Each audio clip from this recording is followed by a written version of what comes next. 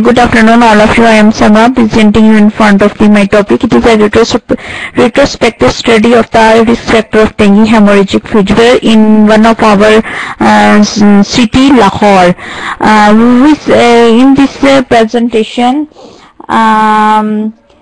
there is one epidemiology. Each year, an estimated 50 to 100 million cases of dengue fever are presented. 5 lakh cases of dengue hemorrhagic fever occur worldwide, with 22,000 deaths. An estimated 2.5 to 3 billion people, approximately 40% of the world's population in approximately 112 tropical and subtropical countries worldwide are at risk. The only continent that do not experience dengue transmission are Europe and Antarctica. BHF was first documented only in 1950s during epidemics in the Philippines. The first outbreak of dengue in Pakistan was reported as early as in 1994 Infectious Diseases Journal in 2005. In 2008, there was the largest epidemic of dengue fever in Punjab, and 1,382 cases were reported in 16 districts out of 36, which increased in number of cases up to 5,724 and district up to 34 in 2010. It is estimated that there are over 100 million cases of dengue worldwide each year. It is an arbovirus and it is transmitted by the mosquitoes. There are 4 serotypes. Each serotype provides specific lifetime immunity and short-time cross immunity. All serotypes can cause severe and fatal diseases. Some genetic variants within each serotype appear to be more virulent and have greater epidemic potential. Most common epidemic vector of dengue is Aedes aegypti. It lays eggs and produces larvae preferentially in artificial containers. After virus incubation for 4 to 10 days, an infective mosquito is capable of transmitting the virus for the rest of its life. The lifespan of Aedes aegypti is usually 21 days but ranges from 15 to 65 days. Female Aedes aegypti bites multiple people during each feeding period. Aedes albopictus, a secondary dengue vector in Asia. Aedes albopictus is highly adaptive, can survive in cooler temperature and region of Europe. It is usually transmitted by the mosquito bite. In rare cases, dengue can be transmitted in organ transplant. Blood transfusion from infected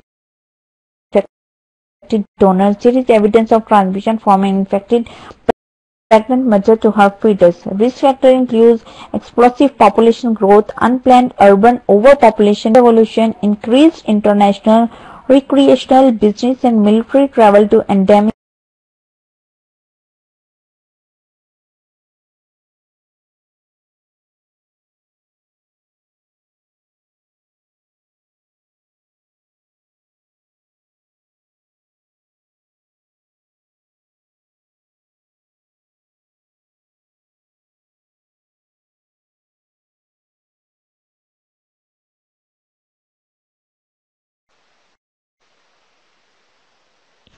Hello.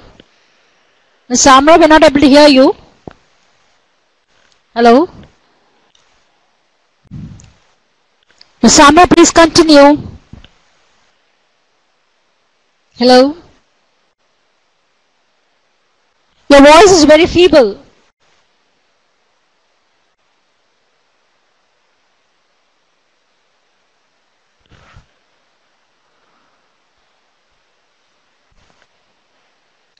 Ms. Samra, we're not able to hear you.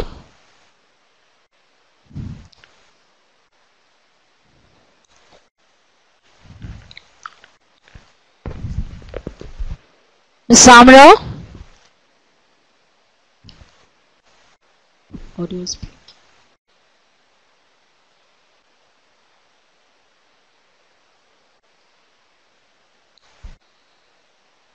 Ms. Samra? We're not able to hear you.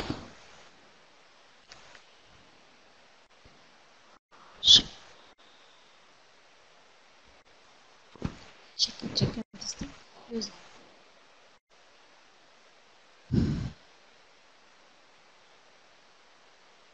Hello? Can you hear me, ma'am? Yeah, just now we heard you. Why you not moving the Okay. slides? Please move the It's slides. it's not moving. It's not moving, Actually is it's it? not moving. Yes, I will continue my presentation. Okay, you can continue, no problem. Okay. Okay, acute phases of symptoms include redness followed by ecchymosis, general arrest, fatigue, worsening of the earlier symptom, shock-like state, cold, clammy extremities, sweatiness. Dengue without warning signs include nausea, vomiting, rash, leukopenia, positive tourniquet test, dengue with findings and abdominal pain or tenderness, persistent vomiting, clinical fluid accumulation, ascites, pleurophian, mucosal bleeding, lethargy, restlessness, liver enlargement greater than 2 cm, laboratory increase in hematocrit concentrate with rapid decrease in platelet concentrate, requires strict observation and medical intervention.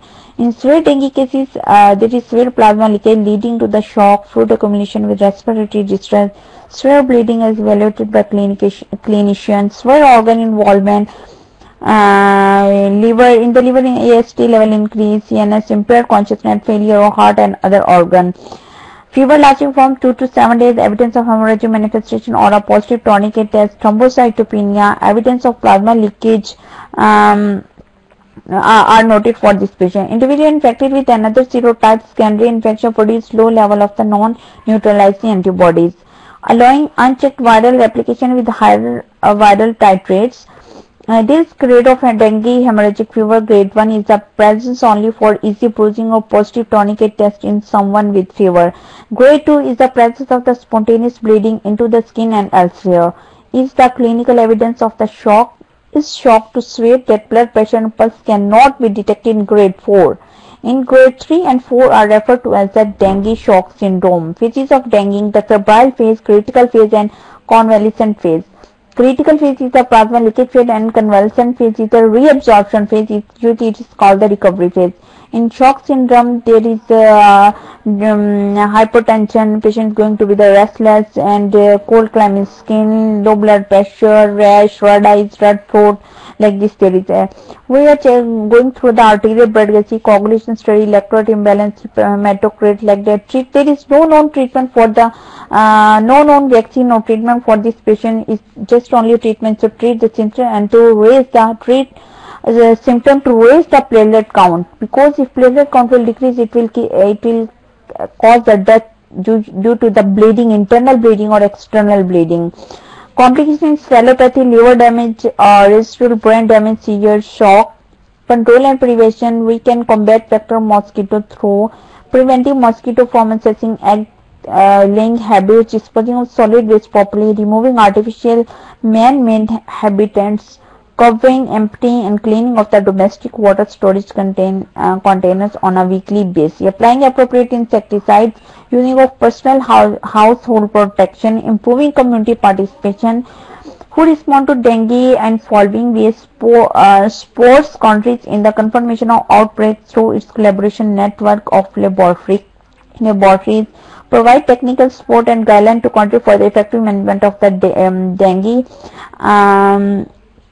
For my study, I selected the 53 cases of my presentation. It was conducted in 2 to 3 years. I selected 53 cases, and the risk of dengue hemorrhagic fever is increased with the comorbidities like the blood pressure, hypertension, patient with asthmatic, allergic to some allergic to something asthmatic like this.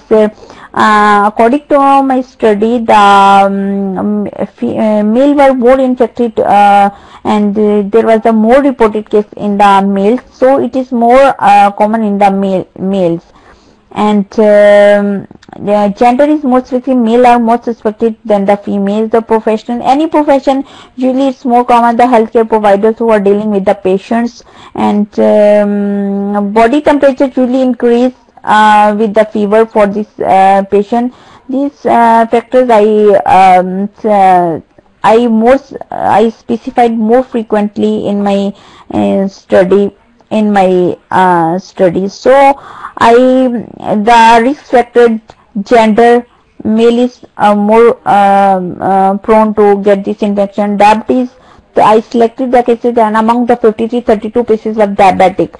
Hypertension, 31 cases were hypertension asthmatic, 11 cases were of the asthmatic, 6 cases with allergy to something, food, medication, anything. Tuberculosis, only 8 cases of the tuberculosis reported, those who presented with the dengue hemorrhagic fever. Smoking, 18% people were the smoker, and kidney with the kidney problem among the 53, 10% were there. Corticosteroid treatment, 13 selected, 13 people were on corticosteroid who developed this one, and allergy, 10% on allergy, and respiratory illness other than the pneumonia and asthma, it was 8 cases. Paralysis, there was 8 cases who were paralyzed previously with another. So it was reported that the most frequent diabetes, hypertension, corticosteroids treatment is the one are the common things that were common as a risk factor in the patient who develops this dengue hemorrhagic fever. So thanks.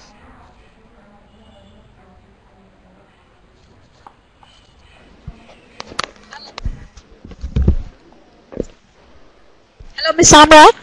Thank you. That was good. Well, You have done finished, right? Thank you very much. Dear participants, we are end of the session. Thank you so much for rating.